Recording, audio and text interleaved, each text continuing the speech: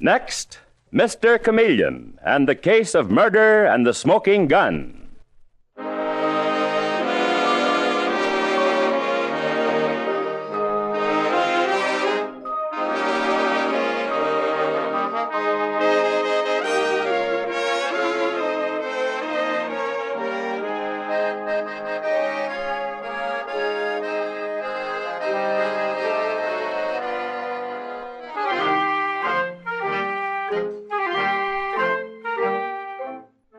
Tonight we again present the famous Mr. Chameleon of Central Headquarters in his most famous cases of crime and murder. Now let me tell you just who Mr. Chameleon is. A college man, he tried from childhood to live up to the name he bore, Chameleon, by taking on the color of whatever situation in which he found himself, appearing in endless guises, finally entering the police force, where he became known as Chameleon, the man of many faces, the underworld's most dreaded man. The listener invariably knows who Mr. Chameleon is, no matter which disguise he assumes. But the criminal he's tracking down seldom does. Tonight we give you Mr. Chameleon in The Case of Murder and the Smoking Gun.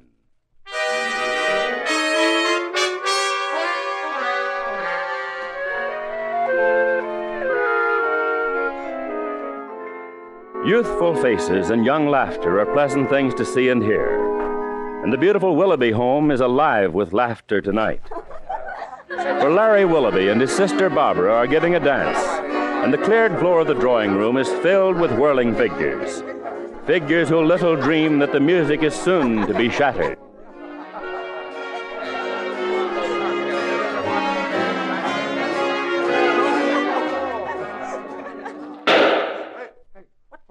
What was that? A shot. It couldn't have been. That's just a backfire from an automobile. I'm sure it was a shot. It came from the library. Look! There's Larry Willoughby in the library door. What? And he's holding a gun. What's happened? He's holding a smoking gun. He's gone crazy. He's going to kill us all. I'm not going to shoot anybody. Count Edward Orlando has just been killed. Somebody call the police.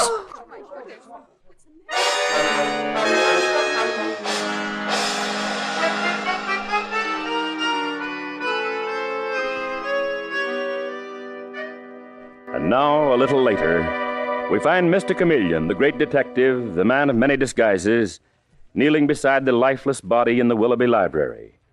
And he's saying to Larry Willoughby, "Now, as I understand it, Mr. Willoughby, a shot was heard from this room by nearly everybody at this party. Yes, that's right, Mr. Chameleon. And then you rushed out of the room with this gun in your hand. Whose gun is it? Where did you get it? And why did you have it in your hand?" Well, I just had it there, I suppose. Why did you kill this man? And who is he? He's Count Edward Orlando. Count Edward Orlando? Larry, how terrible. Edward killed. Get out of this room, Barbara. I'll take care of this. I'd rather have you stay, Miss Barbara. You are Larry's... Yes, she's my sister, Mr. Chameleon. Barbara, please leave. What was your connection with Count Orlando, Miss Barbara? I thought I was going to marry him, but something came up. What came up? He was a no-good rotter, Mr. Chameleon. I warned Barbara against him. I'm questioning Barbara, Mr. Willoughby. Now, I ask you, Miss Barbara, what was the something you say came up between you and the dead man? Mr. Chameleon, you can accuse me of murder, arrest me, have me convicted of murder, but I won't tell you what came up between Count Orlando and me. I'd rather die. Her head was turned by his title. The idea of being the Countess Orlando is what got her, Mr. Chameleon. I warned her American girls should marry American boys. She would have married an American boy, all right, if she'd married this man, only not a very nice American boy. What? What? He is no more Count Edward Orlando than I am. His name is Jim Peary, Slippery Jim Peary, to give you his full name. One of the cleverest of the younger confidence men in the business. Barbara, tell me, why did you kill him? She didn't kill him, Mr. Chameleon. I did. Larry didn't kill him. I killed him. No, don't listen to her, Mr. Chameleon. I shot him, and I'm glad of it. Barbara's trying to protect me. This gun, of course, is yours, Larry. Yes, that's right. It's my gun. I'm afraid I'll have to correct you again. The gun is not yours, it's Jim Peary's. The bogus Count Orlando's gun. Here, look at this double X scratched on the handle. That is the one thing the police knew about Peary. He got this gun from a pal of his who went up for murder. We could never trace it. So, now let's have the truth from both of you. Well, I took the gun away from him and killed him. Mr. Chameleon, he carried that gun in his right-hand coat pocket, and And what, Barbara? I knew it because he showed it to me last week when the papers were so full of jewel robberies. He said I needn't be afraid of being held up with him with me. Then tonight I let him put his arms around me. I pulled the gun out of his pocket and killed him. That's what happened, Mr. Chameleon. Barbara, you're mad. Perhaps both of you are mad. Oh, very, very clever. Oh, Dave, here you are. Yes, Mr. Chameleon. I just got the call to come here on the police radio a few minutes ago. Miss Barbara Willoughby, Mr. Larry Willoughby. This is Detective Sergeant Arnold. Good evening. You take both of these people downstairs, Dave, turn them over to Officer Foley, and have them held at headquarters for further questioning. Right, Mr. Chameleon. Come along, you two. And you come straight back here, Dave. I'll be looking at the body. Back in 2 minutes, Mr. Chameleon. And now, as Mr. Chameleon looks at the body of Jimmy Perry, alias Count Edward Orlano, he's saying to himself, There's something strange here. Something most infernally strange about this wound. I wonder, could I be right? No, that's impossible. Well, what's it all about, Mr. Chameleon? Twisters, Dave, twisters. One incredible thing after another, enough to make me dizzy. Well, you won't stay dizzy very long, Mr. Chameleon. Look at the wound in this man's body, Dave. You recognize him? What? Holy smoke, it's Jimmy Perry. Posing here as Count Edward Orlano. And if I'm not utterly wrong, he was stabbed to death and shot to death. Did you see the wound? It looks like a knife first and then a bullet. Well, but why stab a guy first and then shoot him? That's like killing him twice. Well, that's not half, Dave. 2 people have confessed to killing him. Well, I guess that settles it. Yes, that would settle everything if both hadn't claimed to have shot him.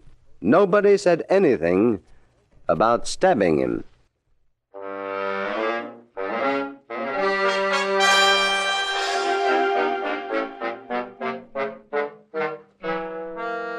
In the meantime, in the drawing room of the Willoughby house, which a few minutes ago was filled with happy dancers, we find a horror-stricken group of young people. The police have arrested Larry and Barbara. I saw them being taken out. Oh, how ghastly. The thing to do is to make a break for it and get out. And have the police haul us in? You must be crazy. I'm Chameleon of the police. Mr. Chameleon. Now, everybody here will be questioned. I'm sorry to detain you, but there's no way out. Which of you saw Larry Willoughby come out of that door with a smoking gun in his hand? Which one saw him first? I did, Mr. Chameleon. My name is Charles Gray. I was dancing with Mary Downey when Larry rushed in with a gun.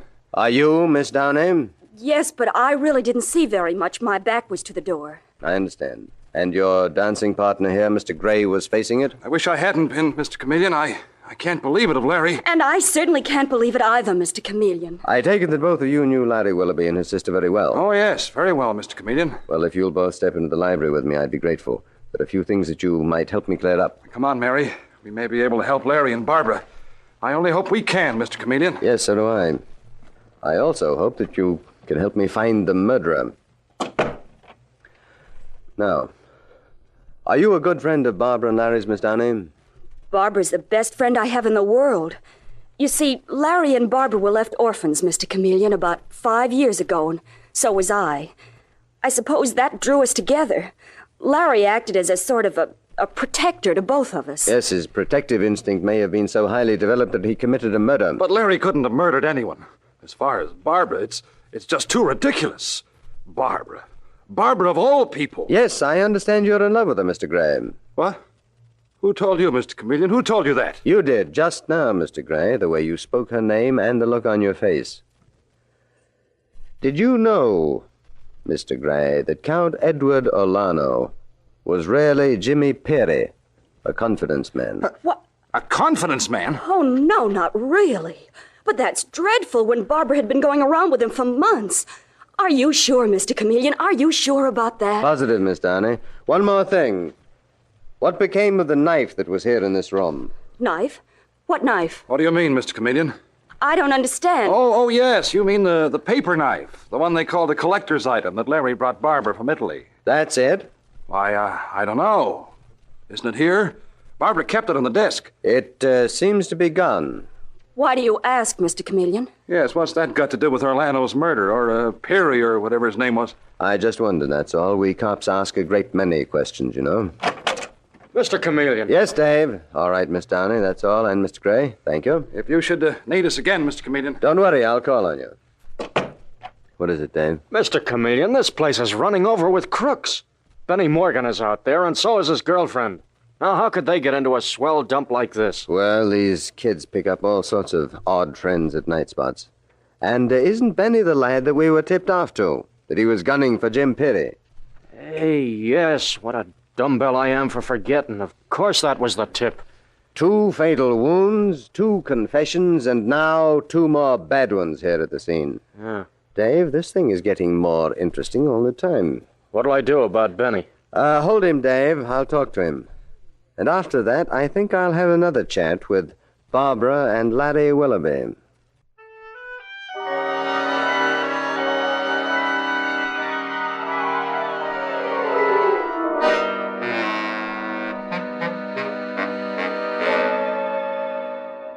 A short time later, after Mr. Chameleon has finished questioning the criminal Benny Morgan, we find him again facing Barbara Willoughby and her brother Larry. And Larry is saying, Mr. Chameleon, why must you continue with this? I've confessed. I've told you that I'm the murderer. And I insist my brother Larry's protecting me, Mr. Chameleon. I'm the one that shot Edward, or whatever his name is. Perry, Jimmy Perry. Incidentally, I've just been talking to Benny Morgan. Benny Morgan? Who's he? He's a friend of Jim Perry's, a small-time crook.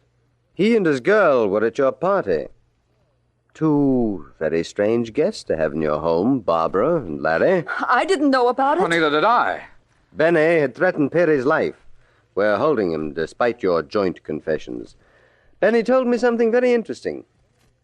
Miss Barbara, when Perry was courting you, did he spend much money on you?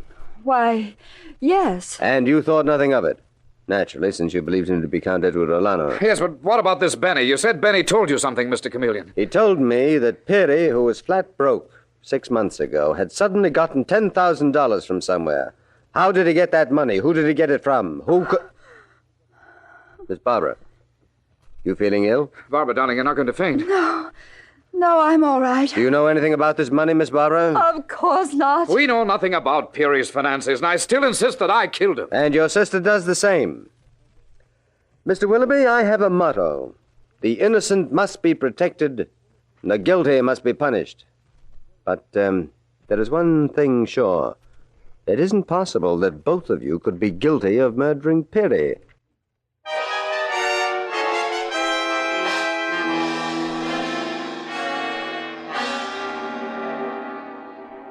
Mr. Chameleon and the case of murder and the smoking gun continues in just a moment.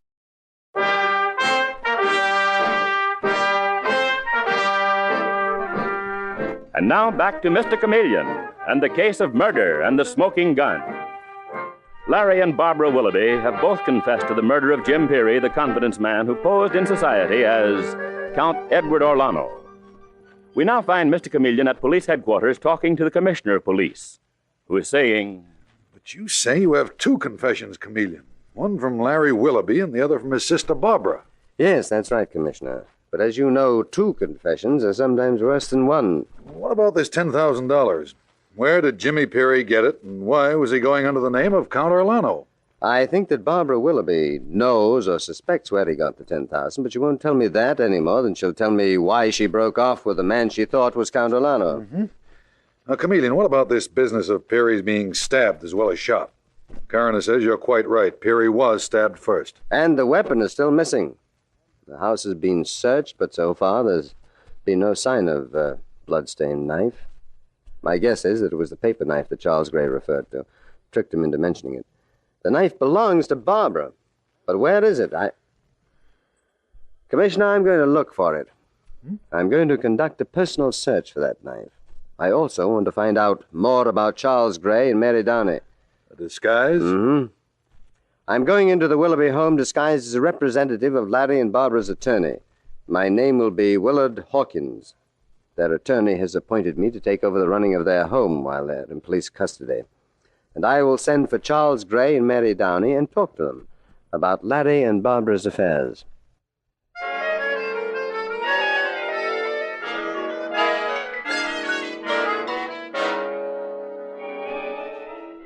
And so it is. We later find Mr. Chameleon in his disguise as Willard Hawkins sitting in the Willoughby library. And he's saying to Mary Downey and Charles Gray, who sit facing him, Of course, we'll do our best to get Larry and Barbara Willoughby out on bail, but I must say they're making it very difficult for us. Both of them insisting they're guilty of murder. What did you want to see us for? 2 reasons, Mr. Gray. First, someone should be in charge of the running of this house. Miss Downey, would you, for a proper remuneration? Oh, I'd be glad to, Mr. Hawkins. I've done work for Barbara before. I mean, I've helped her with the secretarial chores, things like that. Good. Mr. Gray. Now, you're a good friend of the Willoughbys. Spent a great deal of time here in the house. Yes, sir. Do you remember ever seeing a knife in this room? What sort of knife?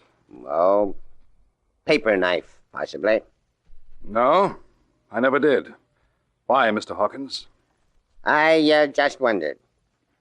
Well, I'm very glad to have met both of you, and if you don't mind, I'd like to be left alone.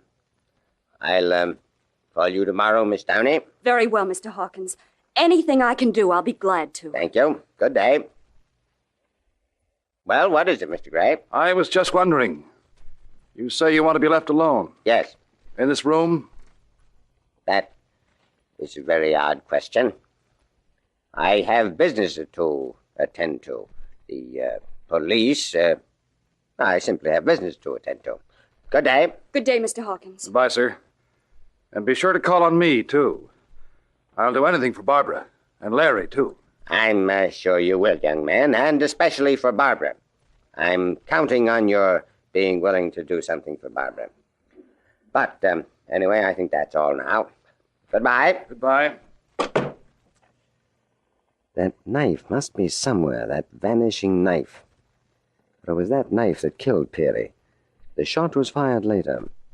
The gunshot wound was intended to cover up the knife wound. You see. This wood paneling, I wondered if it's hollow. No, not this part of it.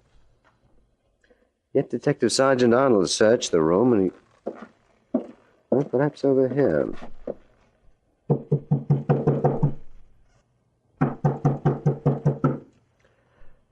Why did Charles Gray lie just now, denying that he knew about the knife, when before he spoke quite readily about it? Yes, that's an interesting point, too. Who turned off the lights? Who turned off the lights? There's someone in here. I can tell. Now, what is this all about? Let go! Let go! Help! I can't! Let go!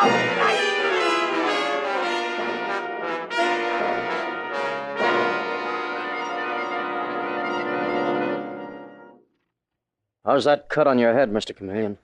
It's all right, Detective Sergeant Arnold. I knew he was coming at me, so I was able to protect myself. I made such an outcry that he ducked out of the room again, but not before I grabbed a button off his coat. Mr. Charles Gray is a very excitable young man, and he was not going to have me or anyone looking for that knife. And it must be hidden in the library. Yes, I'm sure of it, Dave. The killer never had time to get rid of it. That's why I told Officer Foley to turn the place inside out. Rip the paneling off the walls if necessary. It sure looks bad for Charles Gray attacking you like that. Well, it looks bad for quite a few people, Dave. You mean Charles Gray is in love with Barbara, and because of that... Oh, just a minute, Dave. Hello? Speaking. Oh, yes, Foley. You did? Where? Behind the paneling. Good work, Foley. Now handle it carefully. We don't want to disturb any fingerprints on it. Yes, bring it down here immediately. Yes, thanks. Foley found the paper knife, Dave, in a hidden compartment in the paneling. I'll have it examined for fingerprints and also for bloodstains. Oh, I want to check on a couple of bank accounts. Bank accounts? Yes, Dave. Then I hope I'll be able to solve this riddle of a double killing. Why a man should be stabbed to death and then shot.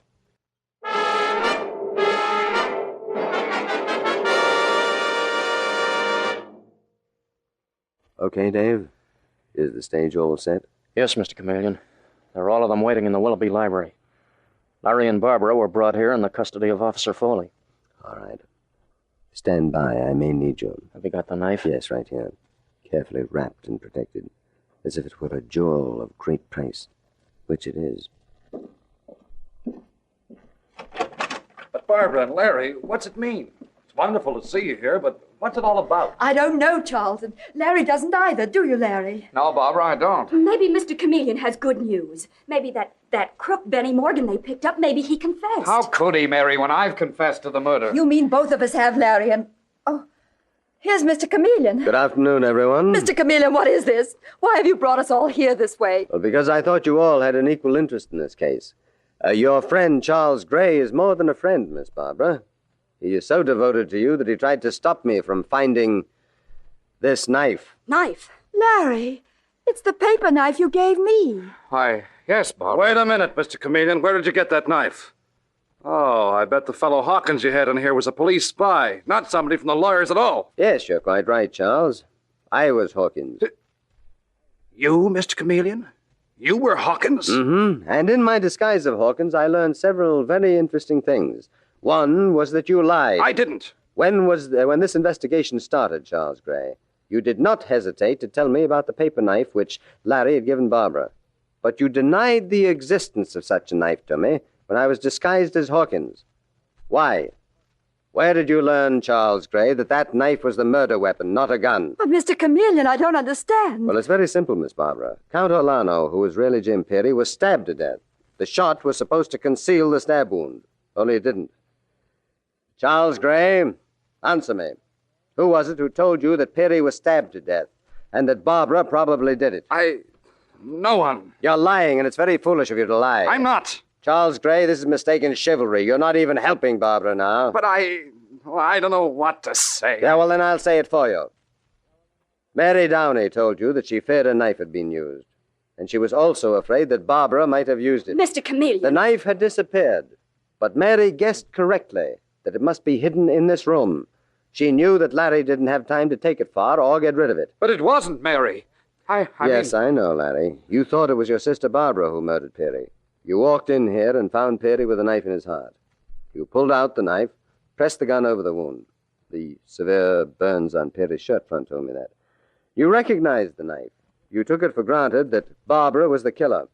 But she wasn't. Mr. Chameleon, are you accusing me of murder? Do you actually believe I'm guilty of murder? Mary, I think your friends will be able to answer that question. Larry, did you find a knife in Peary's heart? But tell me the truth. Tell me the truth. Yes. Yes, I did. I thought Barbara had done it. Charles, did Mary Downey tell you that she was afraid that Barbara had done it? Did she tell you that no one must be allowed to find that knife? Yes. Oh, Mary. All right, Barbara, now it's your turn. Why did you break it off with the man you thought was Count Edward Orlano, and who was really the confidence man Peary? I can't tell you, Mr. Chameleon. My dear, this is misplaced loyalty. I know, for instance, that Mary Downey was in bad financial circumstances. Over a period of a few months, she drew $10,000. All that she had. All that her father left her. And she gave it to the man she thought was in love with her. No. Yes, you did, Mary. But once Peary got your money, he was through with you. He started making love to Barbara until you, Mary, put a stop to it. Didn't she, Barbara? Didn't Mary put a stop to it? No, I did not. I deny it, Mr. Chameleon. I deny the whole thing. I went around with Edward, yes, but that was some time ago. I certainly did not kill him, and you can't prove I did. I think I can, Mary. The night of the murder, it was a formal dance. Larry, were you wearing gloves? I don't remember. You must have been wearing gloves. And in your haste and your emotional excitement, you forgot about it. You forgot to leave your fingerprints on the gun, Larry. And you also left no fingerprints on the knife when you pulled it out. The murderer's fingerprints are on that knife. And those fingerprints are Mary Downey's. No! Dave, stop her! Mary! Gonna jump out the window! Oh, no, she's not. Okay, Miss Downey, take it easy. You can't get out of it as easy as that. I never get out of anything. I've never had anything, no looks, nothing, not even enough money. Edward, Jim Peary made love to me. He was the first man who ever did. I couldn't give him up. I couldn't let Barbara have him. Mary, you mean you lied to me when you said you'd been living with him as his common-law wife? That you were going to have a baby? Of course. I knew you'd stop seeing him then, Barbara. But even that didn't bring him back to me. So I killed him. I had to kill him. Poor Mary. Yes, Barbara, poor Mary, except that she was willing to let your brother die. And you, too. You've all of you been magnificently loyal to each other. Except poor Mary, who was loyal to nothing except her own ungovernable emotions. All right, Dave, let's go. Mary Downey, I arrest you for the murder of Jim Peary.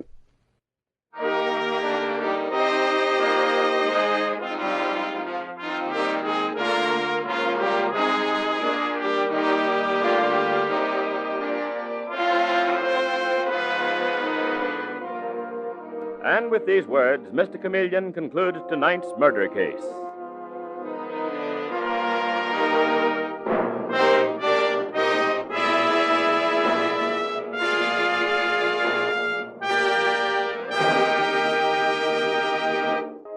The part of Mr. Chameleon is played by Carl Swenson, with dialogue by Marie Baumer, from the original story by Frank and Ann Hummert.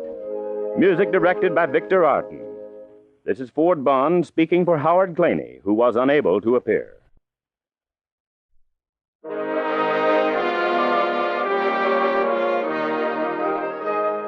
This is CBS, the Columbia Broadcasting System.